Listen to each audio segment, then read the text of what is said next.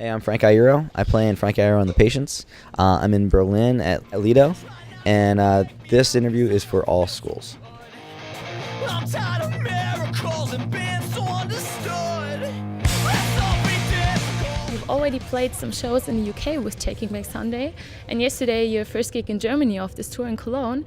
So did you had a great time already, or how does it feel to be back on the road? I was scared to go back on the road, but the shows have been really great. Yeah. You know, I think it's nice to be playing in cities that you really love, and to see a lot of familiar faces. You know, like there's been a lot of kids like coming to every show, and I love that. Like that to look out there and to see that, and see them having such a great time, it makes you feel really warm inside, and it makes you remember why it is that we do the things that scare us. You know. So you like when people come after the show to you and say like, "Oh, great gig," or "Great to see you again"? Yeah, no, it's always nice. I think that kind of stuff too is like it goes day by day. Like, sometimes if maybe you had a bad show or you're just having a bad day, and it's like, it's like the last thing I want to do is like just be around anyone, But sometimes that helps too, like to see like people that really care about what you do, and you see like how what you do affects people in a positive way. Maybe that sometimes brings you out of it, and sometimes nothing can bring you out of it. You know what I mean? Yeah, but, I know what you mean. But it's a daily thing. Kind of pushes you. Yeah, forward. Sometimes we all just need that time, But sometimes it's not like that, and you have a great time, like going out and meeting like 400 kids like in a line, like it's crazy. No, yeah, that's awesome. It's crazy. That's true. Yeah. So last October you released your new album Parachutes, and everybody knows now that you changed the name from Frank Iero and the Celebration to Frank Iero and the Patients. So what does this word patience mean to you related to the band? Okay.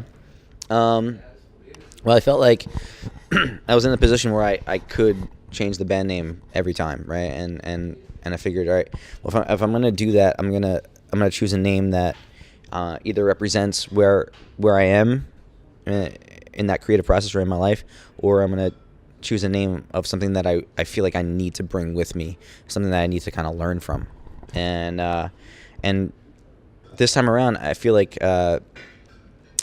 having the virtue of patience, the ability to kind of take a breath and appreciate what's around you, to maybe not make rash decisions or snap so easily, to not really sweat the small stuff. It's kind of funny, like after everything that's happened, like I was able to go back and listen to the record, and even kind of like read things that I had written about getting the record together and like what it meant to me. And it was almost like this other person had left me this gift of like what I was going through, and what I could eventually get out of it. And that's a crazy thing. But yeah, I think that's universal though. I think we could all kind of use the ability to kind of slow down. I've always been so jealous of the people that are able to just kind of take that breath and relax. Like I've never relaxed. I wish I had that ability. Very important, right? Yeah. To relax sometimes. Yeah, because otherwise, at the end of it, you've just rushed everything by. You've worried about things so much that you didn't enjoy anything, And I see people that are like really enjoying themselves. And I'm like, fuck you. Like, how do you get? How do you do that? You do this? Yeah. I Um, can understand you, to be honest. And you really need patience. That's true. Yeah. Okay. So I watched an interview with you where you said that you actually didn't want to make a record when you did your first record, Stomach Kicks, that you just wrote the songs for your own. And I want to know, when did you decide to make a record out of those songs? I guess when, a friend of mine, Matt Galley, who's been my booking agent ever since I had a booking agent, he had asked what I'd been up to, and I was like, I was doing this thing with James, and I'm doing this and that. I'm writing these songs. He's like, oh, well, play me some. And that's when I was like, oh, all right, well, if I was gonna play someone these songs that I was just writing in my house and recording, like what order would I put them in? Would I want someone to hear it? And that's when I started to think like, oh, what if somebody heard this? And then and he was like, you should really do something with this. Can I play it for some other people? And that's when I was like, oh, there's 12 songs here. I think at that point there was 14. But I always liked 12 song records. So I don't know why. Yeah, I just wanted to ask why, but Yeah, I don't. It's I have this thing about even and odd numbers. Things don't feel complete to me unless they're even. I don't know why that is. 13 seems cliche. 12, 10. I always like some of my favorite records are 10 song records, but I've never felt like I could get everything I needed to say out in 10 songs. So 12's like that feels complete. Yeah. It's a dozen. This is right? good. Also, too, like you get to split like 6 and 6 on A side, B side. Which is kinda nice. That's true. But I don't know. Yeah, I don't know why that is. But yeah, so I had that many songs, and I started to kind of put them in an order. And before I knew it, like Matt had played it for some people, and I got some phone calls, and I listened to some people and said, this isn't right. This makes me feel weird. And then somebody else finally got it and appreciated it for what it was, and didn't want me to, I don't know, re-record it or anything like that. I was like, all right, cool. So they really just recorded at your house, the first album, or? Yeah.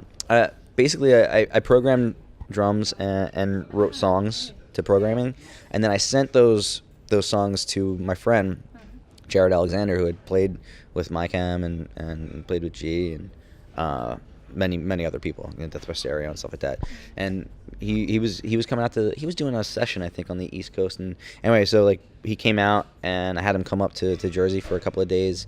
He played live drums for, I think, maybe, let's say 8 songs, and then I played drums on 1, and then the rest was just all programming that I did. And then just me in my basement, like recording vocals and guitars and bass and a little bit of keys and stuff like that. Yeah. I thought you had a drummer or something, or another Yeah, no, I bassist, mean, or... Okay. Also too, like hats off to Jared for like coming in and just learning it and just flying around for like 2 days and playing all those songs. Okay, great. And so the record Parachutes was actually planned now, and what was the difference to it?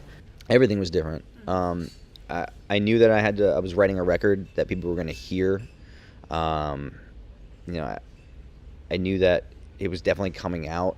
I knew that There was kind of a pressure, or yeah. I mean, well, that's the thing is I think when you come to those realizations, when you have this plan set in place, like, all right, this is the end game. You have a big decision to make. You can either go in and kind of heavily veil the things that you're writing, the things that you're saying, so that no one really gets in too deep. You can go the way of trying to placate and write what you think people want to hear, or you can say, fuck it, like this might be my only shot to make a record like this, with a little bit of money behind it, and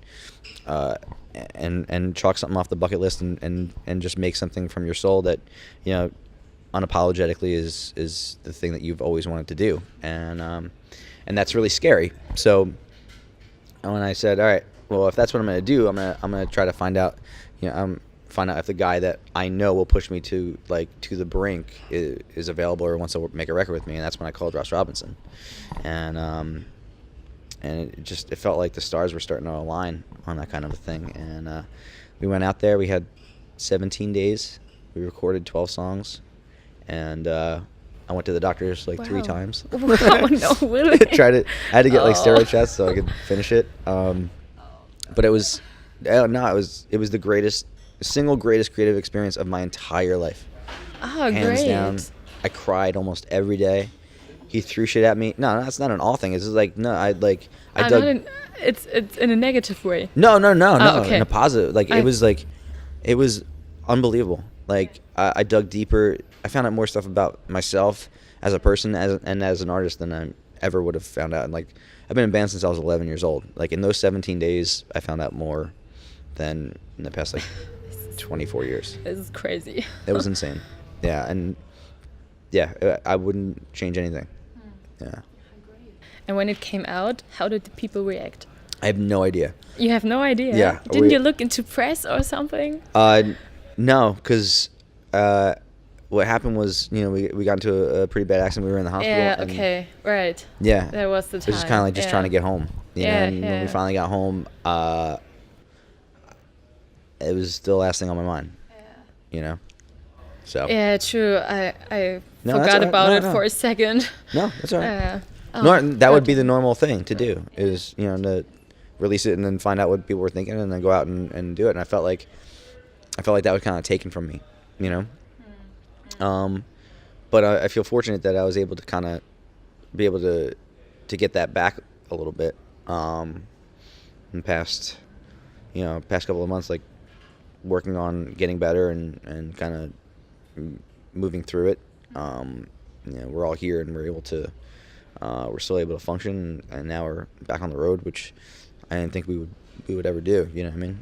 And it's great. Like, now I get to play those songs in front of people that I remember writing those songs and thinking to myself, all right, this song is going to start. Like, I wrote World Destroyer, and I was like, all right, finally, I know what's going to start the record, and I also know what's going to start the live set, and I can't wait to see it affect people, like, in front of my eyes, and that was a dream come true. I get to see that on this trip. That was awesome. Yeah, and that is better than press. Yeah. So people say in general that a band needs 3 albums to find their own style. What do you think about this band? Do you need another record, or do you have already plans for the future, or would you change anything? Man, well, that's the good thing about that is that I've made a lot of records over time in different bands. And this solo project, like, yes, it's the second solo record, but it's also the first Patience record. So I've taken that away.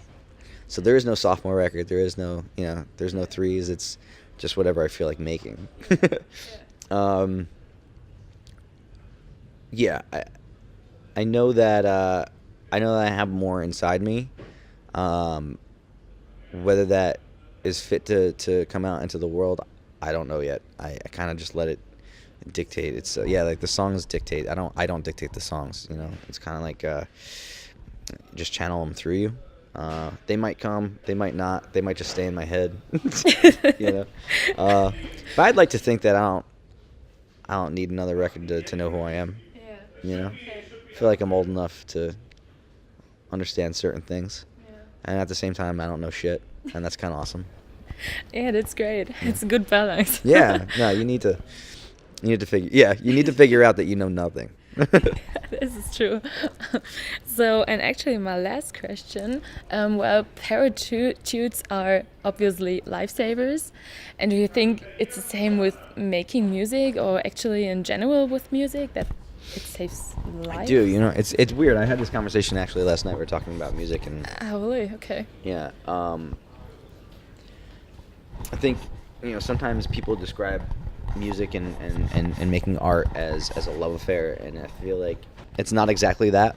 It's more of an addiction, because music and art doesn't always love you back, and I feel like collectively, as an artistic community, we're constantly chasing that high, and because we know that even the best of times without it aren't even comparative to the low times with it, and it's one of those things where it's a parachute, but at the same time it's a parachute that